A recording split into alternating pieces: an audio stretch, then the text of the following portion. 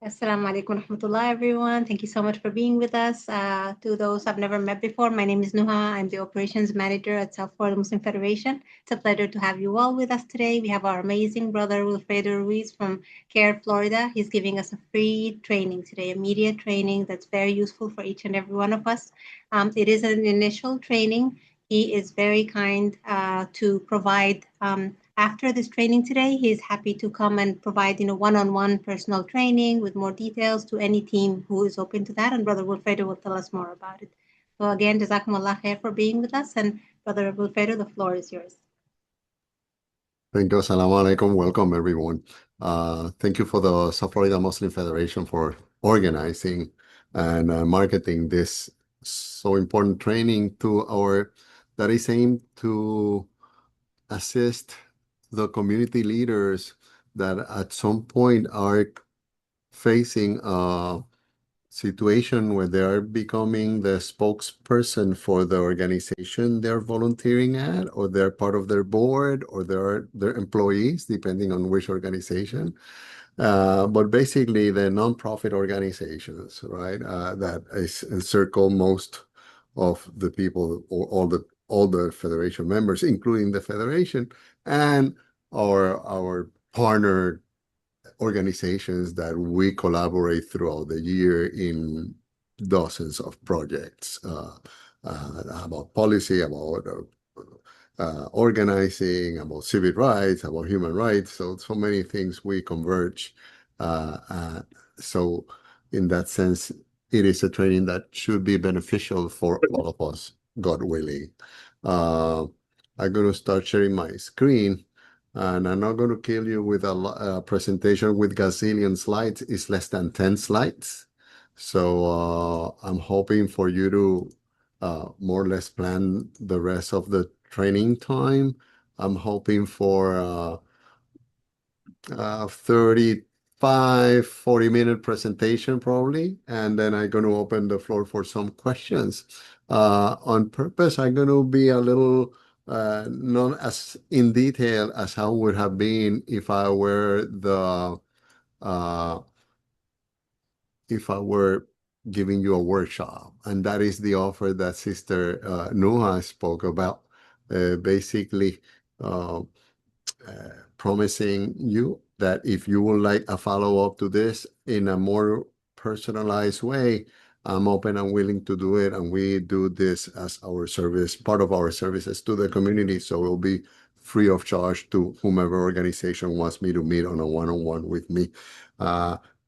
In that instance, then we can accommodate to do it in form of more of a workshop, right, where you can perhaps generate a press release. We can review it. We can go over it, what it was missing, what is better, impact for words to use. We can perhaps do a little theatrical interviews and practice media interviews, but that are more suitable for the workshop environment that if you're interested, we are more than willing to do it. We can separate an hour perhaps for that purpose, and then I can visit you, you can visit us. Okay, it'll be the same as you wish. So, or we can do it remotely if it is more convenient for you, and we cannot visit each other for X or Y reason. So this, like I said, this is a media training for civic activists and nonprofit leadership, and that's mostly of you who are joining are precisely that, nonprofit leaders or civic activists.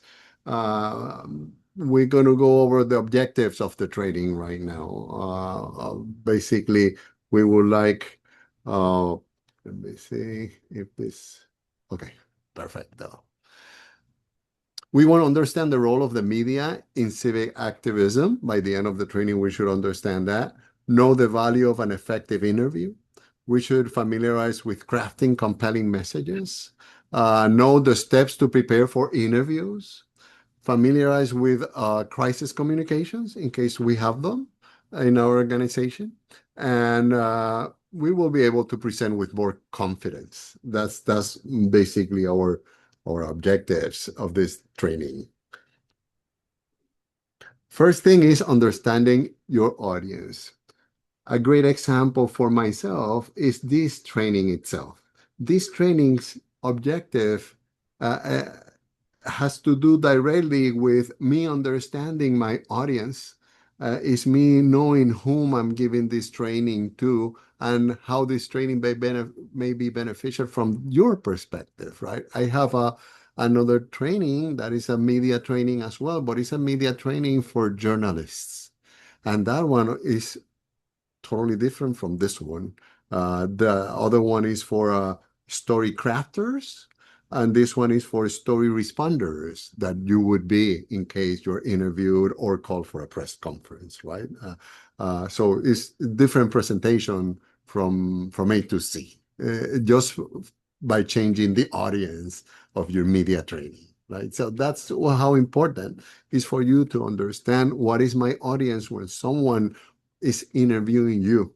Is he interviewing you in a conservative radio program? So you need to understand your audience as you respond to all questions, people that are not perhaps familiarized with your lingo, with your culture, with your cause, right? Are they going to be friendly listeners when they listen what I'm going to be speaking, or people that are not friendly, or people that I need to educate? And we're going to go and move to that one pretty soon. So we need to understand the role of media and civic activism.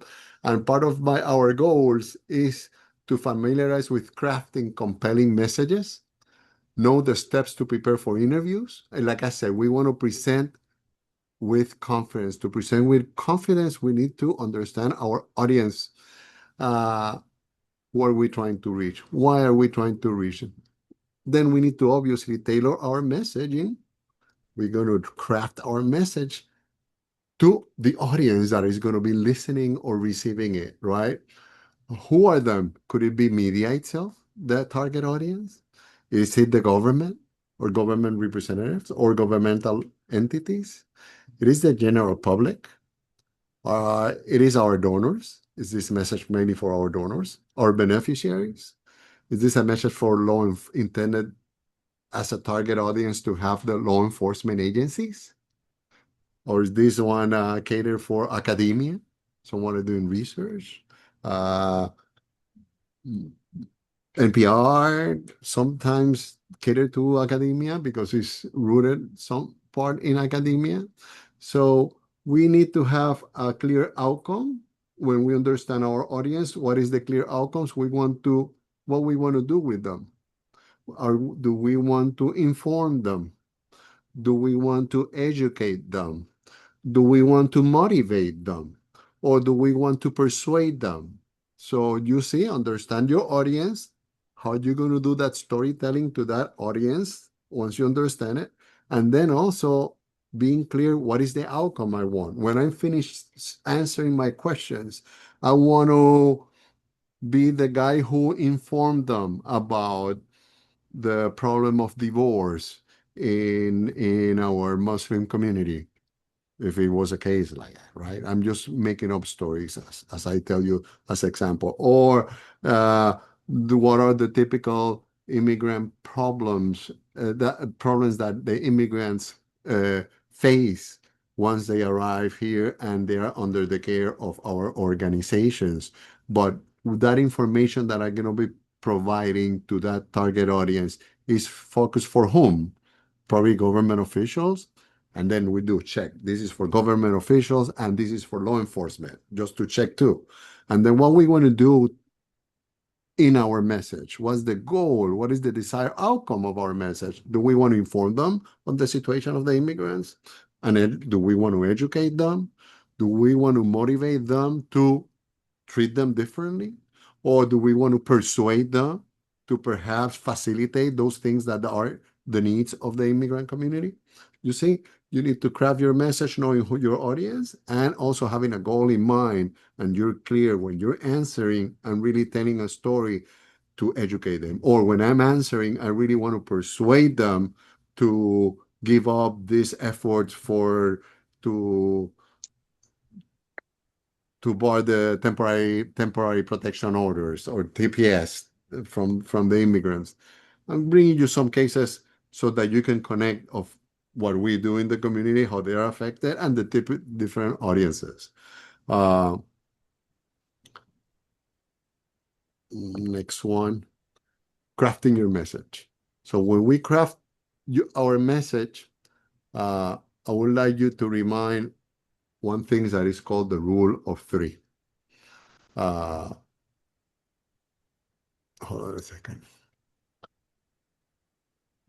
This rule of three comes from the idea that if you give more than three pieces of information to someone on a matter in a clip, it may overwhelm them. They say, I received too much information. What was the main thing here? What they wanted to achieve?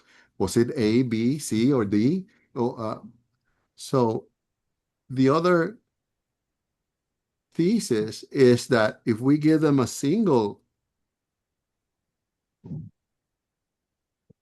piece of information, they will think that is too little information. So that's how this rule of three came up to be, right? Trying to find this happy medium of what the average people would consider or media professional will consider a little overwhelming and too much info I didn't ask about. And they didn't provide me enough info. So this rule of three will guide us when we craft our messaging. First, we understand the audience. We know what is the how we tailor the message for a desired outcome. And now, what is the rule of three? We want to give three main messages that we know and we want to intentionally give when we are open in a situation that we're open for interviews or open for a press conference that we're calling or based on a particular situation that attracted the media attention to our organization. We're going to have that rule of three. When media come, I'm going to tell them A, I'm going to tell them B, I'm going to tell them C. No matter what they ask me, I'm going to stick to my three talking points. Because if I deviate from my three talking points, I'm going to be answering to a particular media outlet, giving them information that is ABC. Then another media outlet asks me another question and I give them D, E, F. A third media outlet asks me a question and I provide them different information to each of the media outlets. We're going to have such a number of items that we wanted to communicate that when they are rolled out and they're shown in the media or printed in the media or uploaded in social media, our intentional communication will be diluted or perhaps become totally ineffective. We did not we did not succeed in bringing a message that was clear in three talking points, in three bullet points, in three main ideas. I wasn't able to deliver that message. I delivered perhaps a message that was too much information. I spoke about 8 things or 12 things, different things, when responding to the questions. Or perhaps I just stuck to my only talking point. And then I did a very bad interview, right? Because the only thing conveyed was perhaps one thing, and the media did not feel that we gave them enough information. So if we stick that to each media outlet, we will drive all our answers to those 3 main talking points. This rule of 3 that will craft our message. If we stick to that, the results of the interview will show when we see that on each media outlet, point B and C was highlighted, point A and C, point A, B, and C, or point C, and you cannot miss the target because all the information you provided was about A, B, and C. So if they speak about D, or they wanted to speak about D, how do we avoid it? We will be answering that questions pretty soon. But for now, When you craft your message, you want to craft a message with three main talking points. And obviously, we need to paint the message. Think of this on one art, right? We need to create a powerful soundbite. So when we talk about our three things, we need to make sure that one of them is a sticky point, something that appeals to my audience, something that if my audience are teachers and I tell them about lesson plans, that will click a lot on them, right? Because we're talking about lesson plans. If my audience are sportsmen, perhaps it's good to talk about sports something or bring something related to how this will affect them and their group or something that is relevant and sticks. That's what we want about these three talking points. So we want to create a powerful soundbite. Uh, we want to use the storytelling when telling our stories. We don't want to say things like enumerating talking points or enumerating things only. We want to be that storyteller. It is good that we emphasize the three talking points as much as possible. Perhaps when you start answering the first question that is about how do you feel about this shooting in your neighborhood, the first issue perhaps I want to bring is we are pleading for law enforcement to immediately provide safety and security to our community members, not only of that Islamic center that was shot at, but the neighboring communities as well. That was perhaps one of the messages I wanted to convey, right? And you can summarize the next two as well, right? So you start by saying A, B, C. Obviously, you want to say it in a storytelling formula. You want to say it with an impactful and emotional connection. You want to sound credible, right? That you believe your own story, right? So you can introduce the that is the emotional connection, the sound bites, and the rule of three. This is the three things I just discussed with you, and we're going to move to the next slideshow. So hold on a second. Sorry. Oh, okay. Interview preparation. What are the things that we can do to prepare for our interview? Hold on a second.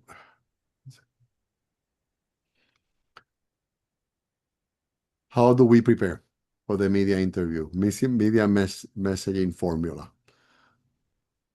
We want to know who's going to be there in the room. Or just media came, one media came. Do you know, this conservative media? Is this mainstream media? Is this independent journalists? If they're independent journalists, who are they working, who are they producing for? What are the last writings they have had? So you understanding the audience that is going to be in a room asking you questions is very important for you to feel the most informed possible walking to an interview. Okay, I have 5 media outlets. One of them is Newsmax, the other one is Fox News, and the other one is Truth Social. So I know I have just right-wing conservative media present, and I should prepare to the kind of questions I'm going to be receiving. I'm going to be more strict with myself in keeping myself and my speech to the three important talking points that I decided that are the message that I want to convey. Uh, and uh, and the way to do is first researching, knowing your outlet, knowing who's coming, the journalist, preparing for those tough questions, and practice with someone in your organization. They say, hey, ask me a couple of questions, here are a list of questions, and see how I sound when I answer them. See if I deviate from my initial three talking points I wanted to convey, or how good I am sticking to those talking points as you progress, asking me questions, right? And needless to say, especially in media that has to do with video or pictures, could be camera or video.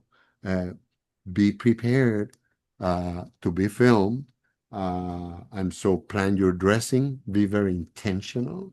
This is how I'm going to dress. I'm going to dress. I'm going to be talking about the students protesting in the street. I'll be part of that protest if it happens, or if we have uh, some involvement. But perhaps I want to be somehow identified with that scenario, right? Uh, uh, if it's me representing the institutional position of CAIR, for example, then depending on what is the issue, I'll be more formal. I may decide to dress with religious garb. I may decide to wear a business suit.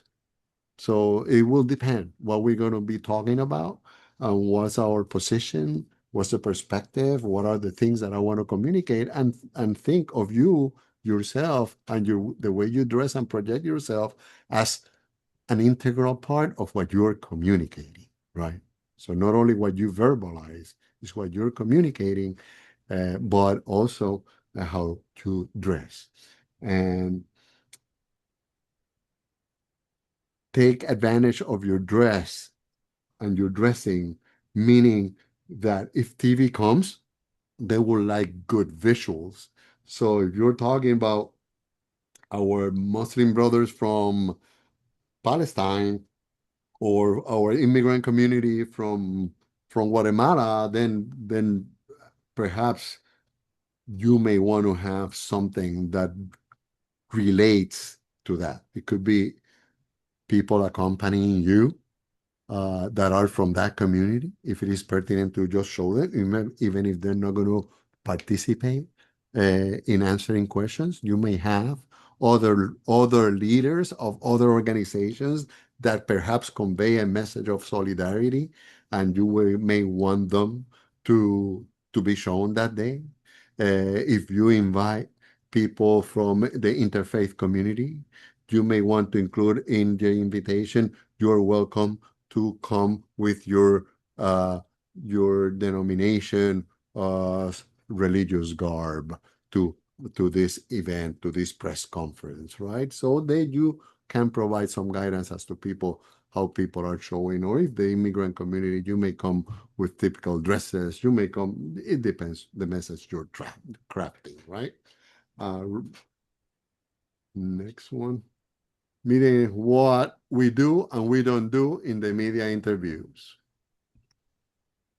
This is some other notes on polishing your media presence. Keep your answers short when you answer questions. Think of 15 seconds for a question, something like that. Uh, that's like 30 words. So think of at the time of providing the answers. There are some times that before the interviews, you can have some kind of conversation with the interviewer, and that's where perhaps you may want to you may expand in your explanation of things. But when they say, okay, let's get ready, may I record you, and you say yes, and that's the interview, think of those short, concise answers, always keeping the rules that we have discussed through the training, especially the rule of three, right? Of your three talking points. Be animated. Your voice conveys, the tone of your voice conveys and gives or not gives credibility. So it represents you as well. Your visual and your voice, they're both represent you. So be animated, be enthusiastic, be passionate on your points, right?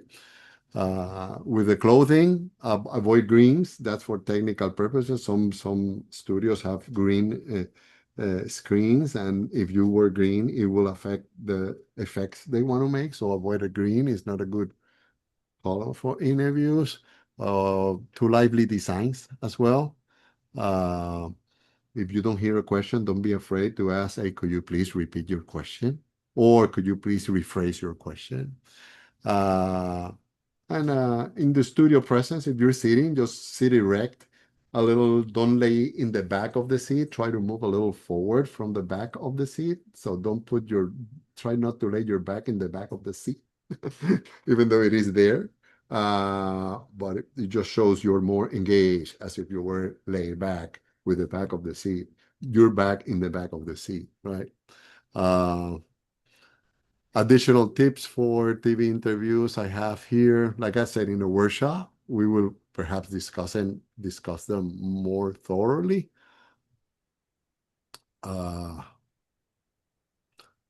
Avoid whites, slow down, speak clearly, do a mock interview if you can, and gesture if you're comfortable gesturing, right? But be natural. Be natural when you speak.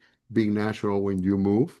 Be natural with what you're wearing, that you feel comfortable with what you're wearing. Don't wear things that you never wear, right? Because you will not be comfortable. Even if you don't notice you will not be comfortable in an interview. Do's and don'ts. So be authentic. You want to provide general facts and figures, and you're going to repeat your talking points. If they give you an opportunity that you can reiterate one of your 3 talking points, then you go again and reiterate one of those 3 of your talking points. What you don't do, you don't be argumentative with them. You don't answer without knowledge. If you don't know, say, I don't know the answer, we will get an answer from you, from our legal team, or from our policy team, or but we'll get an answer from you, from our board of director, or from whomever, you see, if you can get an answer. Don't promise if you cannot. Don't repeat the negative thing. Say, but your organization is misusing the government monies that you got in a grant. Don't repeat the negative statement, right? Just move ahead to answer it. And you always avoid the no comment to a question, right? If you don't want to comment to a question that perhaps you don't want to comment, see it as an example to interject one of your 3 talking points. So we're going to never steer away from our narrative. So what we want to go now is precisely how do we do bridging techniques when people ask us a question to take us off our 3 key themes. How do we take that question but answer our 3 talking points, right? Without being uncourteous or without even acting stupid. Hey, I didn't ask him that. Why he answered me the other thing, right? So those are called bridging techniques, right? What do we do in the bridging techniques? We acknowledge the question that we have received, recognize it by the reporter, and the bridge is using some bridge words that in this case of the slide, it tells you what is important here is, and then we inject or interject one of our 3 talking points there, right? That we say, you asked me this, but what is important here today is that this American citizen is still imprisoned in an Israeli prison. That's what's important here, that what brings us. You see, and I landed it in my talking points. Deliver your key point. Once we bridge, we deliver our key point, and then we await with the necessary silence for the next question, right? If someone asks us the same question again, and you have another question competing with that one, and you already address it this way, we can move to the other question, right? Okay, no, next question. And then you take the other question, right? Bridging techniques. Bridging techniques. I'm going to tell you a little more examples here on how to bridge.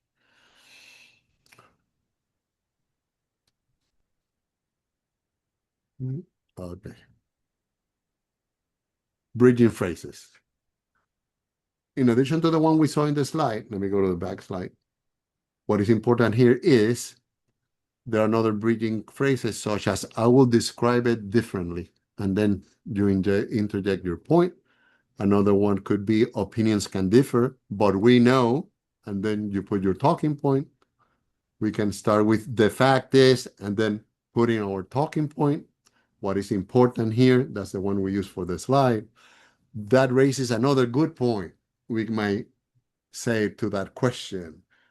And then we interject our talking point. And another example is what concerns us even more is, and then we interject one of our three talking points. So these bridging phrases are very useful when we're taking those questions that want to deviate our interview from the main purpose, target audience, and target message that we designed it or we hope it to be. Crisis communication.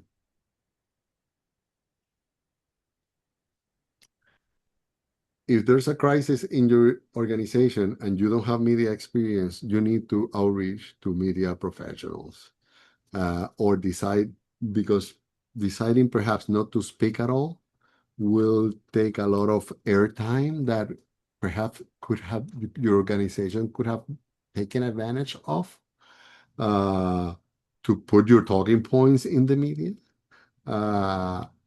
or try to deflect from a public perception that is being informed to the general public. So we need to prepare. What will be a response from my organization?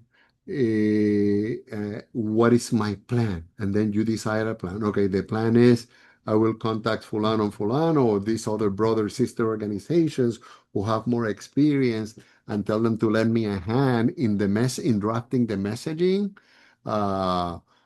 or perhaps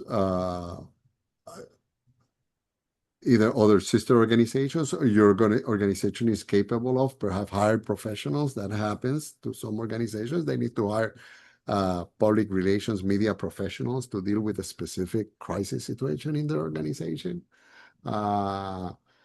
But if it is something that you're going to handle, be conscious that always the best is to have one individual talking on behalf of your organization, just one.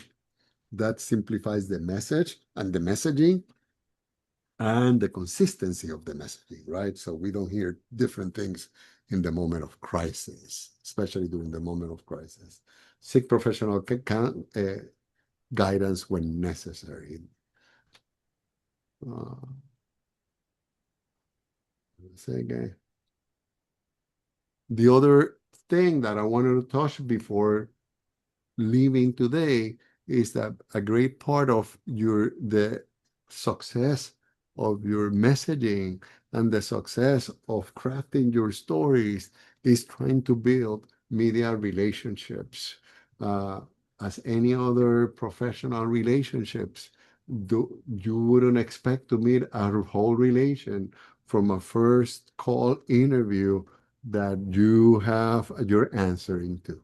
So you got to be purposeful when you want to say, hey, I want to build a media relationship with this media outlet or this media professional, this journalist or reporter. How do you do it? Then outside the day of your first interview, approach them with compelling stories, perhaps, that not necessarily have to do with you, but you can pitch them, hey, this is happening. I know you also cover that area. You cover education as well. I've seen you in the news, and there's some news regarding a school district that blah, blah, and then you pitch a story that does not necessarily has to deal directly with you or your community, but it's a professional favor. Or obviously, you pitch stories about your organization as well, right? Hey, the other day you covered this about our organization that we are being interviewed or investigated by the IRS, but this weekend our organization is giving a food our food pantry is serving 300 people.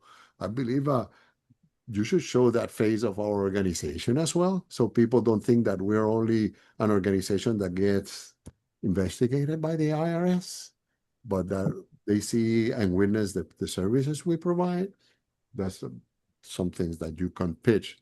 Uh, you're in an advantageous position to pitch because you're in your niche of your organization, of your community, and the information you have there is privileged. Then the media does not necessarily know about it or access about it or have easy access to it, right? So try to consider be one of those individuals who contact reporters to pitch them compelling stories, maintain some relationships with them. You call them once in a while, make general announcements. If you're a mosque and you build a relation with a reporter, you might say, "Hey, in 2 weeks we're going to start Ramadan. You remember when we give food and every afternoon people comes to our mosque? Just stand by for that. You're welcome to cover us again this year." You see, that's a pitching of a story there, and a positive story as well. Uh, and then each time you meet a journalist or a media outlet, or a media outlet covers you, make note of who was that reporter, the reporter's contact information, because you, especially if you're a small organization, you depend on building your own media contact lists, right? Uh, Otherwise, and there are services that organizations offer where they can market your press releases, but obviously they're going to charge you for that. So if you want to send out press releases and you don't have a well-built media network, or even if you have it, you might decide to use that service as well to cover a broader spectrum, right? Uh, Remember, uh, it is more important to think who your target audience is of a story that's to start blasting stories to the right and left, right? If you have two reporters of or three reporter contacts of the Miami Herald, and you know that one covers government, but the other one covers school district, and the other one covers culture, you probably want to know, hey, this is the one that covers when we the month of Ramadan. Why should I bother with the other two? And you can be selective about it as well, right? But it is important that you start building these lists because the whereabouts, the callings, the announcements of your organizations you're going to be sending out press releases to announce events, to announce whereabouts of your organization, even fundraisers of your organization, perhaps, where you can uh, uh, make them public and reach out the most people possible, right? In a summary, like in every job for everything, always be prepared for what you do. Don't treat media as something you can improvise with and say, hey, let the questions come and I handle it. Prepare for it, like I said, follow the instructions that we have gone in this training. uh, Stay consistent always with your values. Be responsible with media commitments. Uh, Normally, media, by the nature of their work, are professionals that they have a very limited timing for you to provide answers. So even though you always decide when to answer the questions, don't say, hey, someone is seeking you for 10 in the morning. And you say, no, no, today at 3 perhaps is a good time for me to answer your questions. That's a lost interview because then there are other things that you will need to learn in a workshop. You will learn it at what time normally the news cycles close. So when you're going to send out a press release, what is the best days, the best timing to send it out, uh, the best time to do a press conference and call for media to come to you, places, how to set up places suitable for a press conference. Uh, Press releases, how to prepare them, how to do them in accordance with the AP style. You can start Googling AP style, writing in AP style, and that start giving you some general guidance as to how to prepare a press release, how to prepare a press conference, perhaps how to prepare talking points and good potential headlines as well. Because if you use them, uh, a good highlight that is presented in a pitchy way uh, about your event, that might be the same hashtag or the same headline that you will be seeing quoted uh, in the news, thus amplifying your message and amplifying your intentions, right? Um, this is what I stopped. I took a little more than I thought, but thank you. Sorry that I did not stop earlier, but I'm open for questions.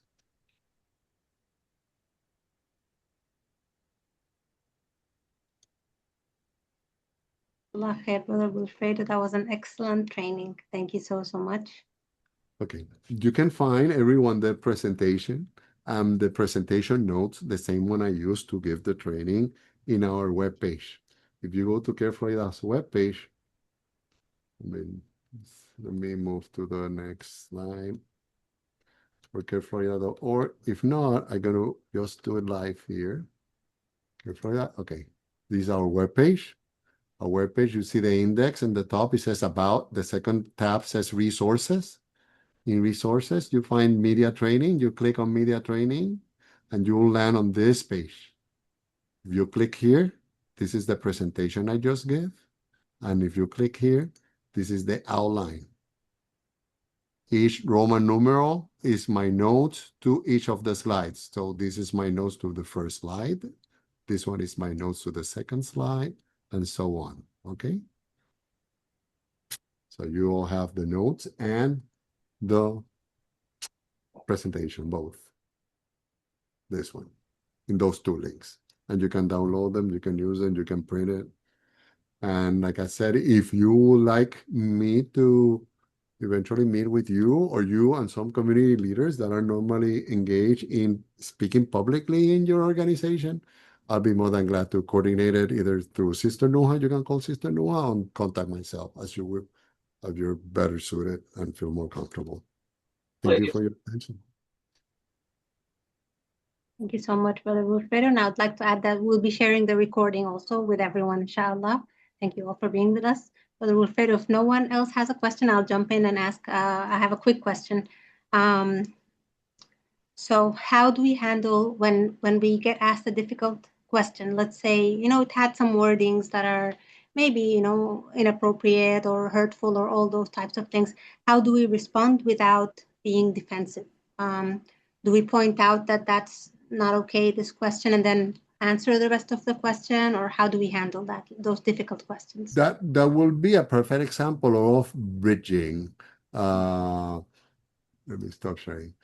A perfect example of bridging. So we're going to say, hey, I do hear your question. At this time, if you say I don't take it well, you will become argumentative with the question. And that's a rule that you never want. You never want to be the argumentative. You don't know how to make a question because the journalist will say, so are you going to teach me how journalists ask questions? It might be the second response. And it'll be a snowball of bad things happening, right? So the ideal bridging will be, I hear you, but what is bringing us today here is the fact that there's a youngster being held in an Israeli prison by the Israeli government, and he's an American citizen and needs to be freed and be back at home here in Florida. That's an example of me bridging. Hey, but he's Hamas, blah, blah, blah. I say, no, what is bringing us here, and the important thing is the Israeli government imprisoned an American citizen, and he's a minor, and he needs to be freed immediately and be brought back to his parents here in Florida. That would be a bridging, right? Instead of, why are you asking if he's associated with that? Yeah. Right? And then you pivoting and revisiting one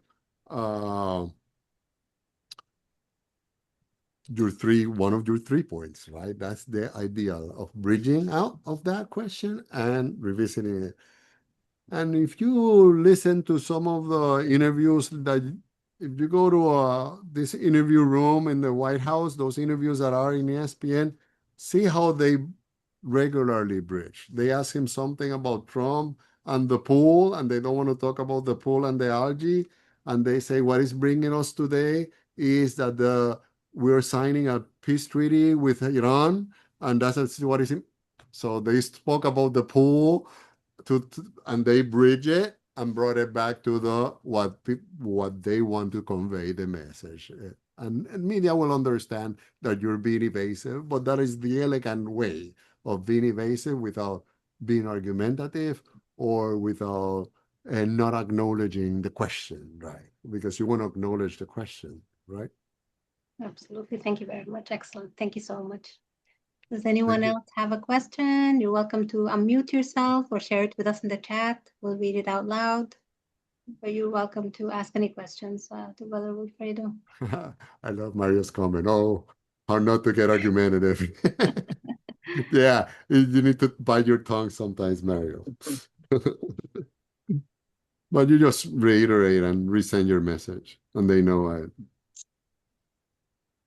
And either way, sometimes you have your 3 messages, and they like something that you said in the opening that had nothing to do, but it was not intended as your 3 things of your messaging. And that's why they like, and that's why they put out. So never think that you're off the record. That's another rule that I did not mention, but it's super important. Once you're with a reporter, and then you may ask, but Wilfredo, what about off the record?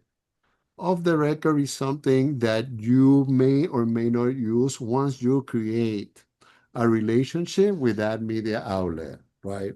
Somebody fresh out of the blues, a new journalist telling you, hey, off the record, you should assume it'll be on the record, right? They probably will not honor it. And in a fresh relation like that, they say, oh, I got confused. I thought this was not. They will come probably with an excuse if they want to air what you thought it was going to be off the record. So normally off the records are with journalists that you have engaged in multiple occasions, that you pitch his stories to them, that you have educated them, that type with reporters with a relation. Once your mic, you're going to be recorded. Once they put a mic on you, I presume you're being recorded and you're being heard. Same when you have a camera in front. You don't know if they're filming or they're not, so you're going to presume you're being filmed all the time, right? So be very careful of what you say. Even if you mumble it next to your teammate of what you should do it, this new electronic equipment will pick up your mumbling. They may amplify those mics and get what you were mumbling and be out there. So if you don't want it to be heard, don't say it. Okay? Thank you so much. Thank you, team. I see. And I hope to see you soon. We'll do more trainings, and if you want to follow up to this in a workshop, we'll do it, inshallah. Absolutely, inshallah. Thank you. Father Thank you, Saul, Sister I know you Noah. unmuted yourself. Did you have a question, Father Saul? If not, I think we're good to go then. Thank you so much, Brother Wilfredo. That was excellent. Jazakallah kullu khair. Thank you to all the amazing people who joined us. Thank you so much. Thank We you. will Thank you, be in everyone. touch. We'll share everything with you again, the slides, the recording, how to connect with Brother Wilfredo. We'll be in touch, okay? Great. Thanks, everyone. Thank you, team. Take care. Assalamu Thank you, alaikum. Dr. everybody. Nuha, just very Yes, quickly. yes, Paul. Go Okay, ahead. I'm here. So I'm here. yeah, we're sorry we couldn't be there at the beginning of the call. But in the next meeting, you can put us on the agenda to give an update to partners for the situation that we're facing right now with Haiti TPS. And Oh, in the yeah. meantime, we can share via WhatsApp and via email. Wilfredo, thank you so much for the excellent presentation. Bless you. Assalamu alaikum. Thank you, everyone. Absolutely. Well, we'll be in touch. Thank you so much, everyone. Take care. Thank you. Bye-bye.